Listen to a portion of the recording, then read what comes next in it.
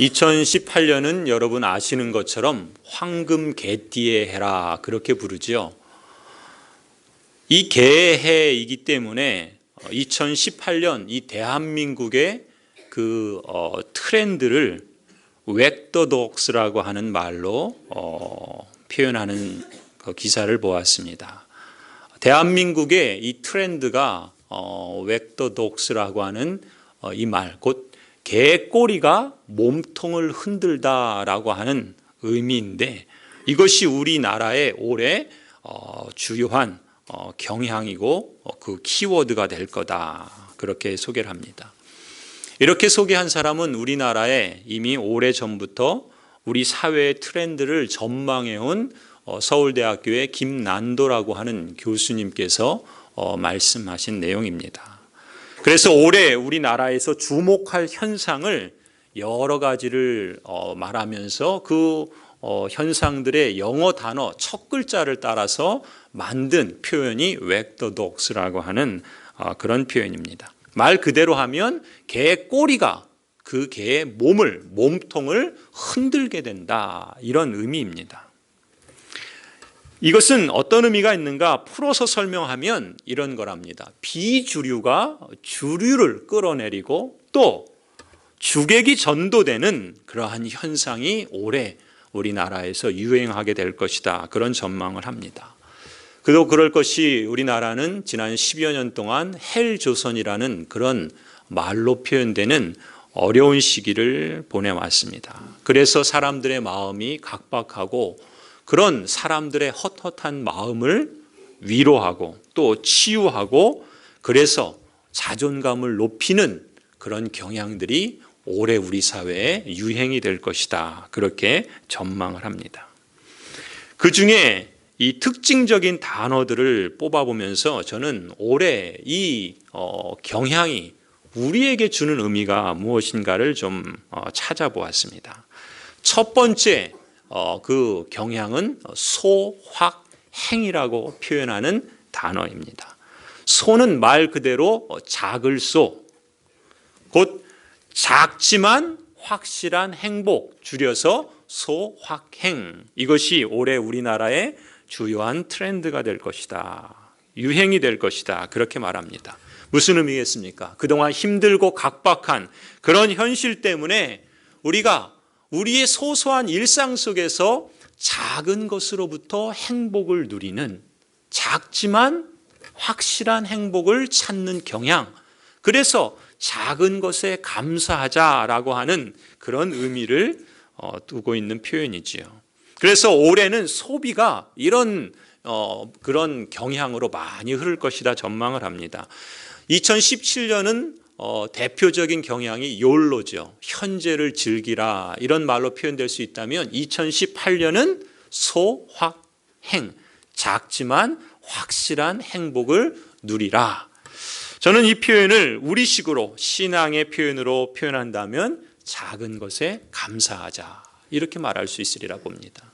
그래서 일전에 말씀드린 것처럼 저는 12월 9일부터 매일매일 감사일기를 쓰고 있어요. 매일매일 저의 삶에 또 저와 관련된 삶에 일어나는 그 일들에 대해서 감사로 표현해 보는 겁니다. 그래서 지금까지도 계속하고 있고 앞으로도 계속 하려고 합니다.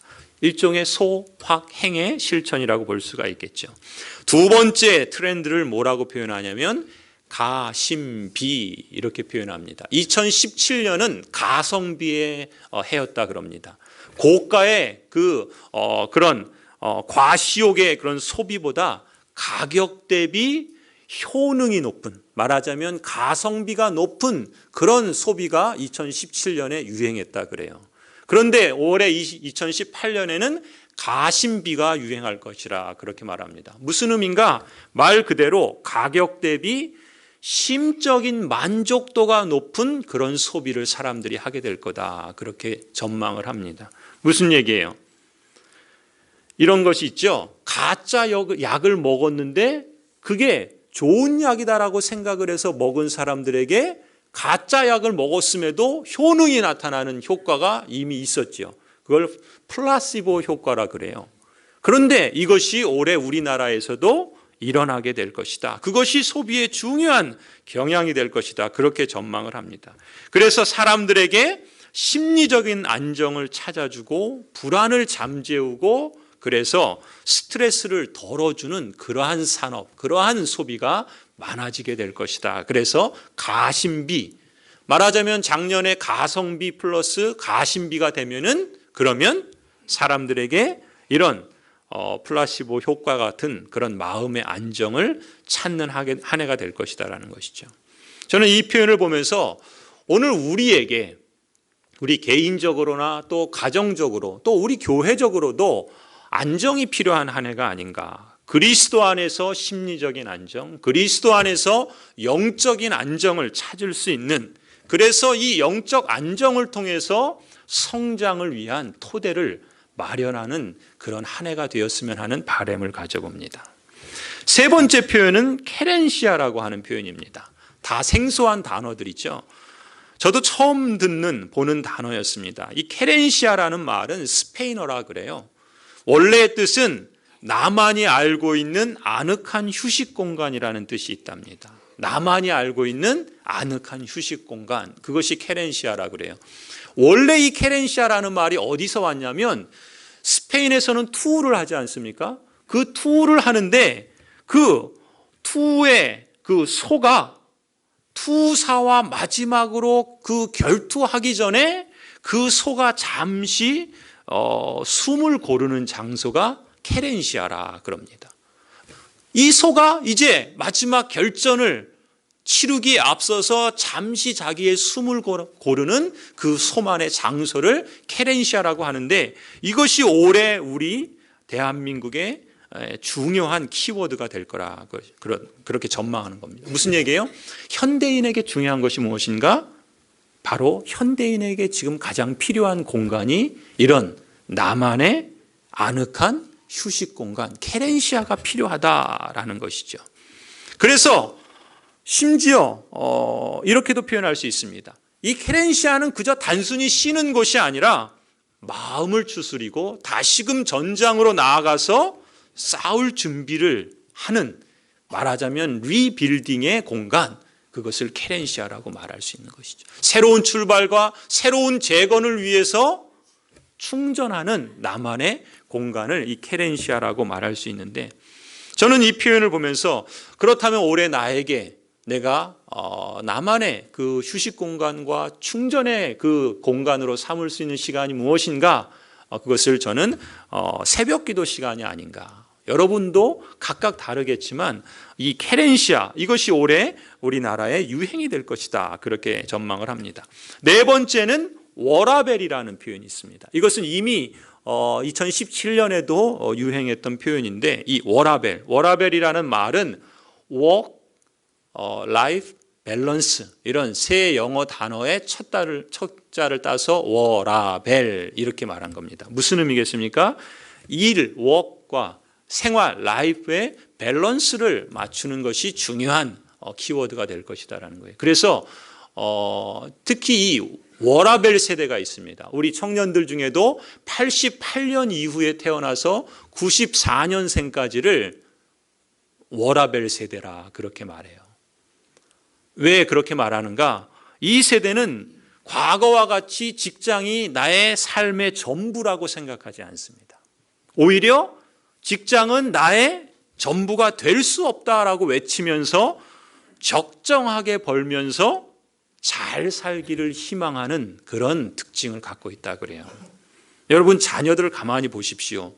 많이 벌지 않아도 자신을 가꾸고 또 여가를 즐기고 여행을 하고 또 뭔가 성장을 위한 자기 개발에 힘쓰는 것들을 보지 않습니까?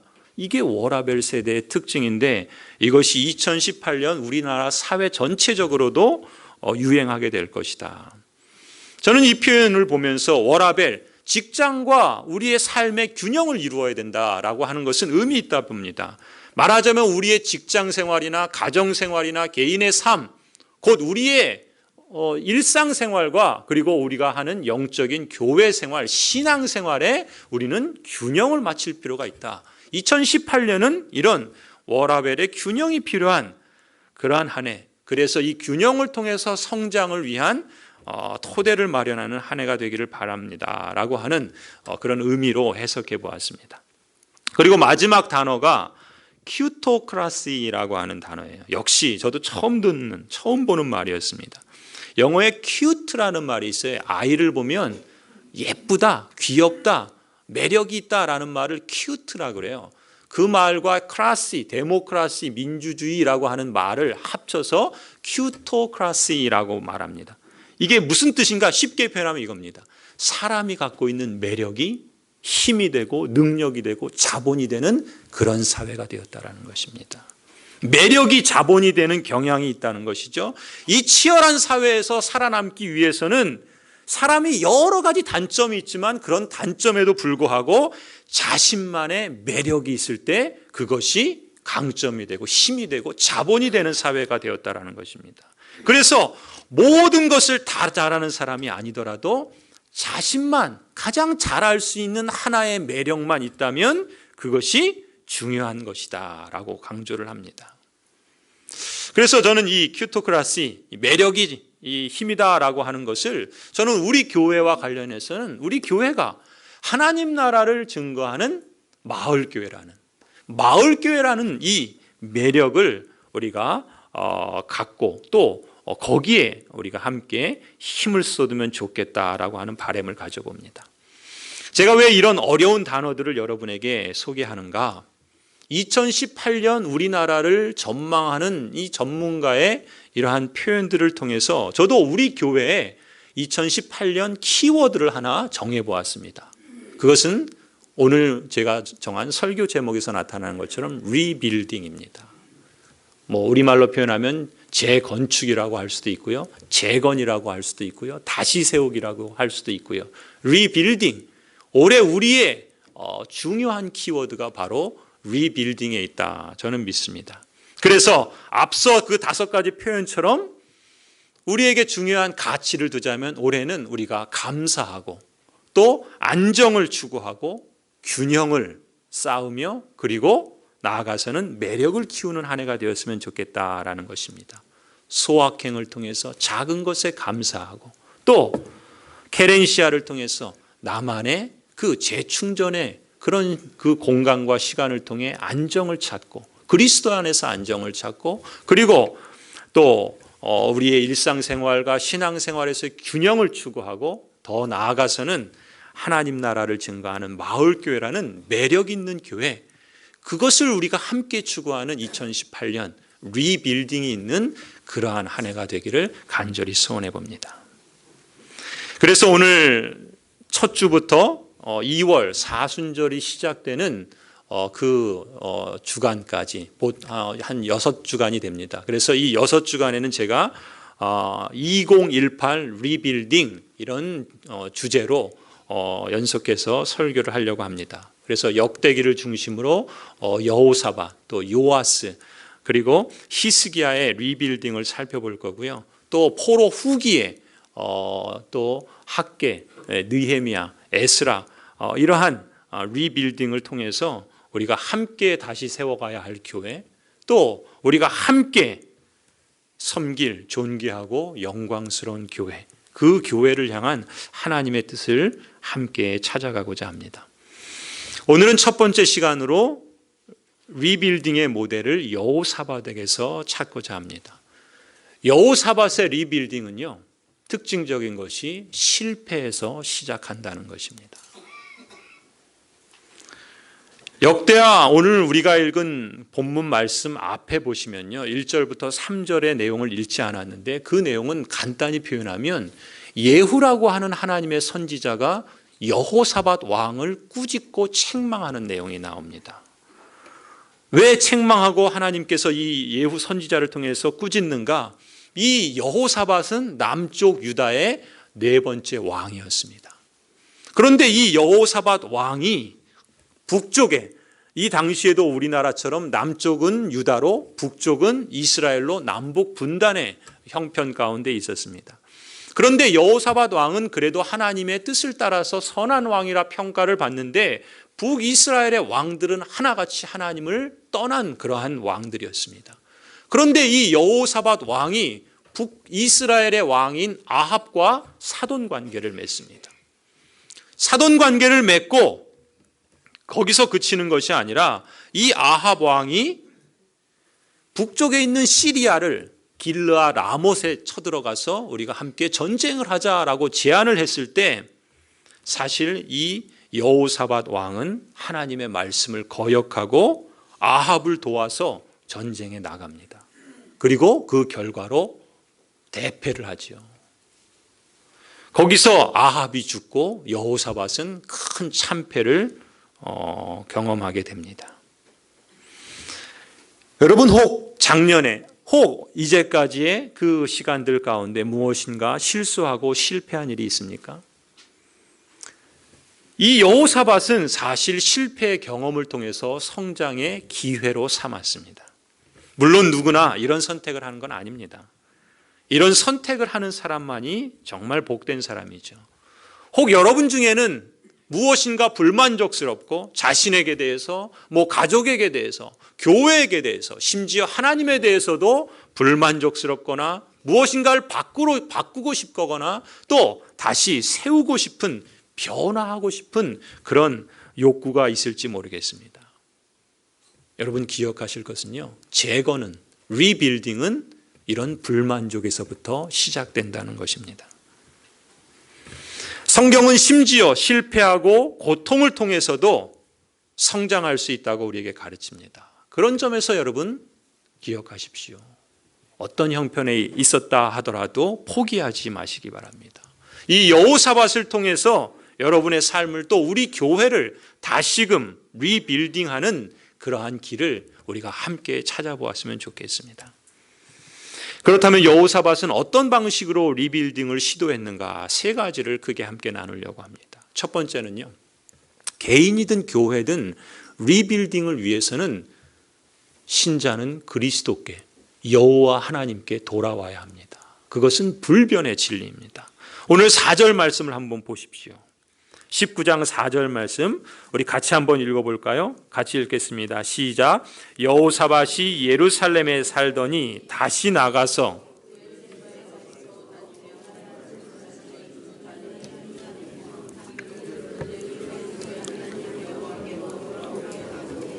아멘. 여호사밧의 리빌딩은 어디서부터 시작합니까? 여호사밧이 예루살렘에 살더니 다시 나가서, 여기서부터 시작이 됩니다. 여호사밧은 악한 왕 아합을 따라갔어요. 가지 말아야 할 길을 갔었습니다. 아합이 있는 사마리아로 갔고 그와 함께 시리아를 치기 위해서 길르아 라못으로 갔습니다. 그때 미가야 선지자가 그것은 하나님의 뜻이 아닙니다라고 말했어요. 하나님은 싸우러 가지 말라고 분명하게 말씀하셨습니다. 그럼에도 불구하고 여호사밧은 하나님의 말씀보다 아합에게 기대었습니다. 아합과 함께하면 모든 문제가 해결될 줄 알았어요. 아합의 말대로 길르아 라못을 치면 승리할 줄 알았습니다. 하지만 거기서 여호사밧은 실패합니다. 거기서 아합은 죽음을 맞이합니다. 여호사밧은 정말 비싼 대가를 지불하고 실패를 통해서 배웁니다. 무엇을 배웠습니까? 하나님을 떠나서는, 사람에게 기대어서는 얻을 수 없다라는 것을 깨닫게 됩니다. 예후 선지자의 책망을 듣고서 이제 오늘 우리가 읽은 19장의 내용이 그것입니다. 예후 선지자의 이 책망을 듣고서 이제 이 여호사밧이 어떤 선택을 합니까? 그 책망의 말씀에, 그 하나님의 말씀에 저항하고 거부하기보다는 다시 예루살렘으로 돌아옵니다. 그리고 나아가서 하나님의 백성들을 다시 세우는 일을 시작합니다. 어떻게요? 여호와께 돌아오라고.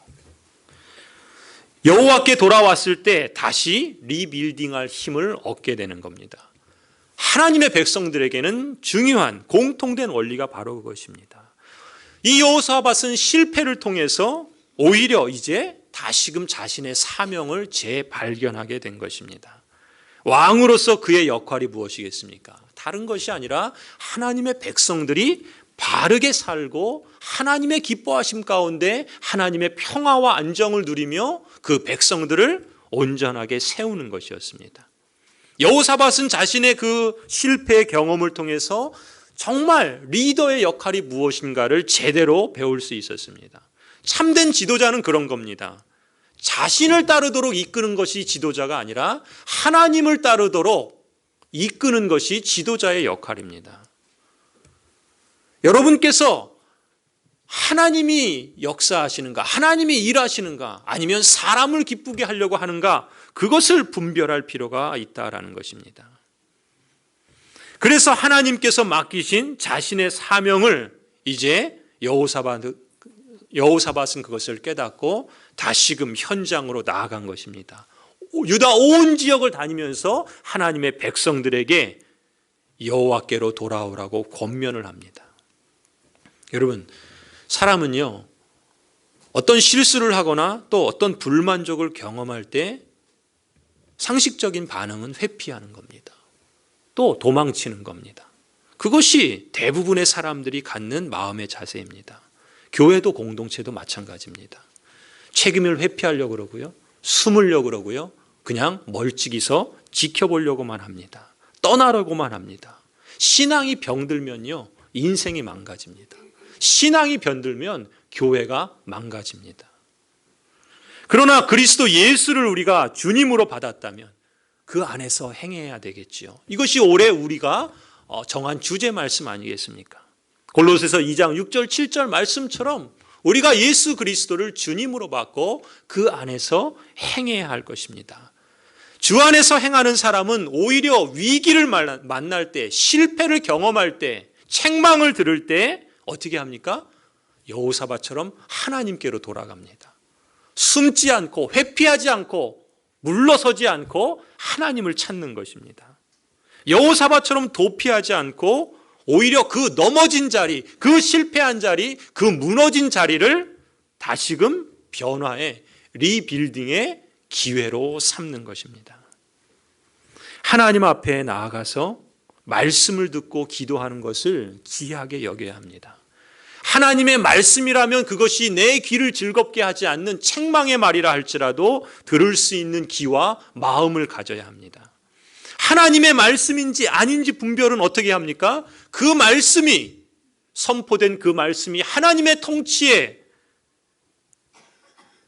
순종하게 하는지 아니면 사람의 마음을 즐겁게 하는지 여러분 그것을 분별하시면 됩니다. 여러분, 앞서 말씀드린 케렌시아라는 단어를 기억하십시오. 올해 나만의 케렌시아를 찾기 바랍니다. 여러분의 마음을 추스리고 다시 전장으로 나갈 준비를 하는 리빌딩의 공간 케렌시아를 여러분 찾아보시기 바랍니다. 어떤 분에겐 새벽 기도가 될 수도 있고요. 성경 필사가 될 수도 있고요. 1:1 양육이 될 수도 있고요. 매일 성경 묵상하는 것이 될 수도 있고요. 주일 예배를 참석하는 것이 될 수도 있고요. 또 예배를 한 번 더 참석하는 것이 될 수도 있습니다. 중요한 것은 여러분의 그 케렌시아를 찾고 또 시도해 보시기를 바랍니다. 여러분 각 사람이 또 우리 교회 공동체가 여호와 하나님께 돌아와 하나님의 통치를 인정할 때 넘어진 그 자리에서 우리는 우리의 사명을 재확인하게 될 겁니다.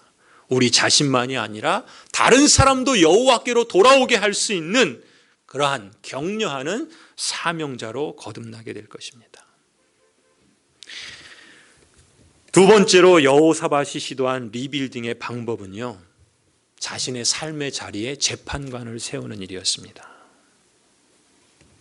앞서 워라벨이라는 말씀을 드렸죠. 일상생활과 신앙생활에서 균형을 찾는 그러한 모습, 사실 우리는 이 모습을 오늘 본문의 여호사밧에게서 찾을 수 있습니다. 먼저 여호사밧은 일상생활이라는 삶의 자리에 재판관을 세웁니다. 5절을 한번 보실까요? 5절에 보면은 유다 온 나라의 견고한 성읍에 여호사밧이 재판관을 세웁니다. 성읍마다 있게 합니다. 여호사밧은 신명기 16장의 말씀을 따라서 각 성에 유다 각 마을에 재판관을 두었습니다. 재판관을 왜 두었겠습니까? 7절을 보니까 일상생활에서 하나님의 백성들이 여호와를 두려워하는 마음으로 삶과 행하도록 하기 위해서 그 삶의 재판관을 세운 것입니다. 여러분이 성도로서 삶의 변화를 원하신다면 여러분의 일상적인 삶의 자리에 재판관을 세우시길 바랍니다. 그것은 아주 단순한 방식으로 가능합니다. 어떤 것입니까?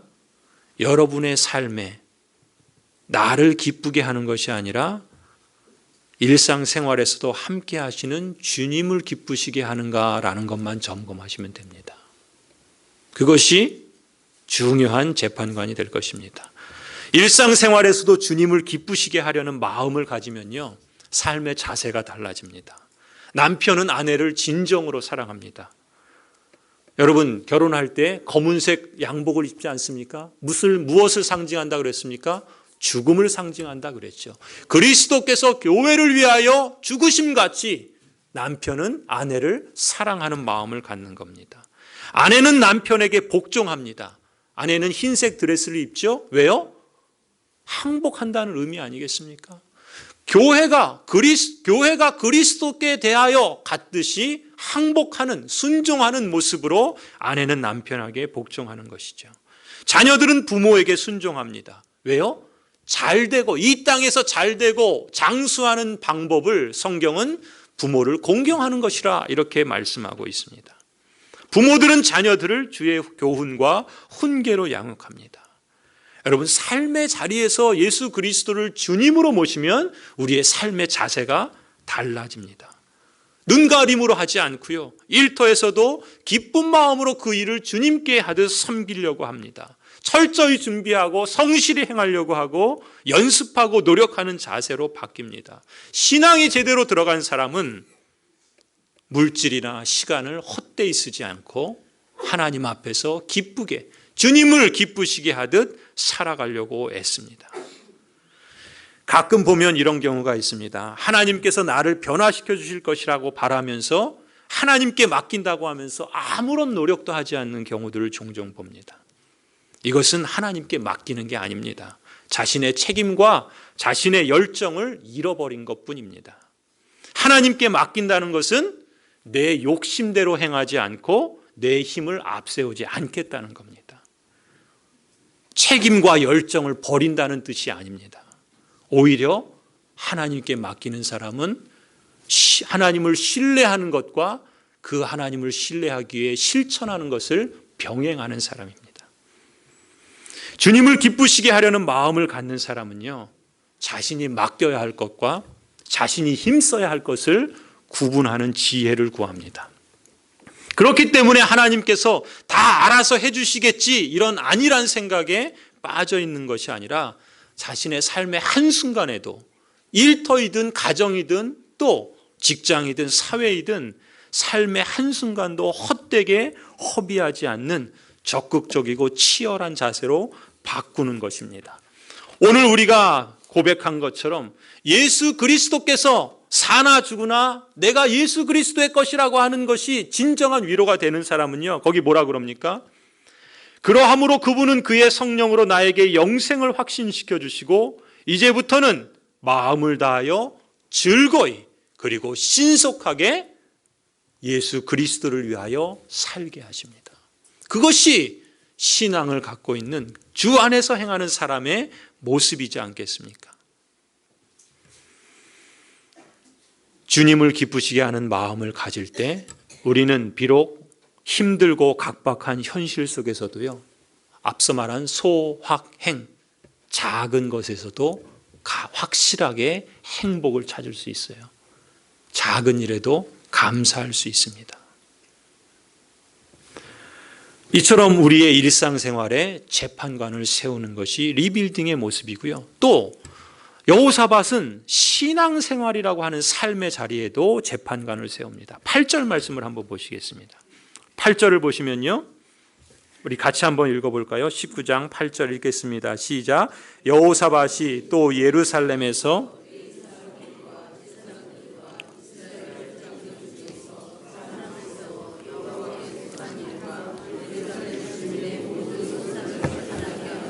아멘. 어떤 일을 합니까? 여호사밧이 예루살렘에서 레위 사람들과 제사장들을 세웁니다. 또 이스라엘 족장들 가운데 지도자들을 세웁니다. 그래서 그들로 하여금 재판을 하게 하죠. 왜요? 그 목적 역시 무엇입니까? 9절에 보면은 그들로 하여금 하나님의 백성들이 그리고 그들 자신이 진실과 성심을 다하여 여호와를 경외하도록 하기 위함입니다. 여호사밧은요, 유다를 샬롬의 공동체, 조화로운 공동체를 만들기 위해서 여러 사람들을, 여러 지도자들을 세웁니다. 우리 교회가 리빌딩을 이루어 가기 위해서 우리 지도자들의 역할이 참 중요하다고 봅니다. 오늘 우리가 재직을 임명하지요. 재직으로 임명받은 여러 성도들은요, 오늘 본문의 재판관과 같은 역할을 하는 사람들이라고 믿으시기 바랍니다. 여러분이 바로 우리 고향 제일교회를 리빌딩하는 주역들이다라고 하는 것으로 받아들이실 수 있기를 바랍니다. 여러분을 통해서 우리 교회 안에 서로서로의 언로가 막히지 않도록 소통과 나눔이 잘 이루어질 수 있도록 힘써야 합니다. 서로 간에 불통과 또 심통하는 그런 일이 없도록 잘 조정하고 중지하는 역할을 여러분들이 하셔야 되는 겁니다. 그래서 공동체가 조화롭고 또 샬롬의 분위기를 만들고 확대해 갈 수 있는 것이죠. 이를 위해서 우리가 정기적으로 모임도 갖고 또 함께 마음을 모으고 지혜를 모아서 하나님의 도우심을 구한다면 리빌딩의 변화의 열매를 우리 안에 맺어갈 수 있으리라고 봅니다.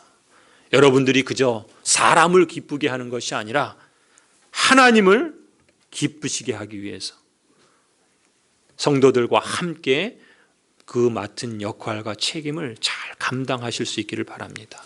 그리고 그 부르심에 자긍심을 가지십시오. 오늘 우리 백장로님이 기도하신 것처럼 하나님께서 여러분을 그대로 받아주셨고 그리스도 안에서 여러분을 특별한 존재로 삼으셨고 더 나아가서 여러분을 그리스도 안에서 새로운 가족 공동체에 속하게 하셔서 여러분을 통해서 하나님께서 하나님의 선하신 일을 이루어 가십니다. 기세 당당하게 자부심을 가지고 섬기시길 바랍니다.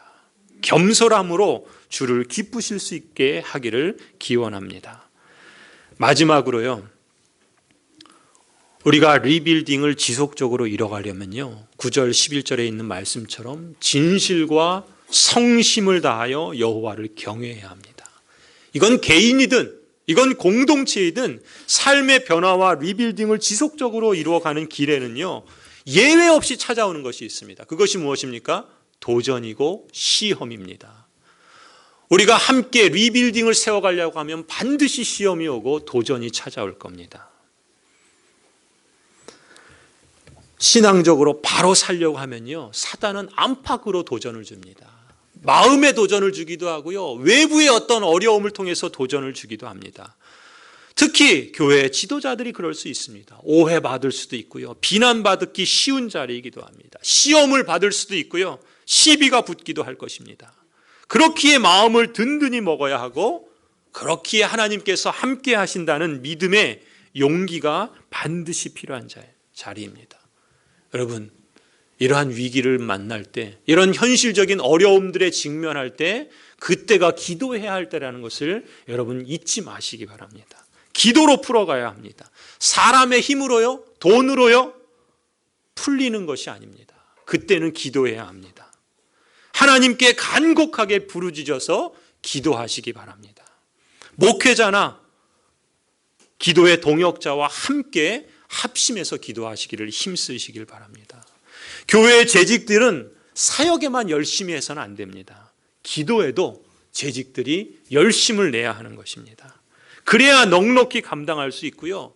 그래야 가파른 언덕을 넘어가면 그 비로소 내리막길 순탄한 길을 걸어갈 수가 있는 겁니다.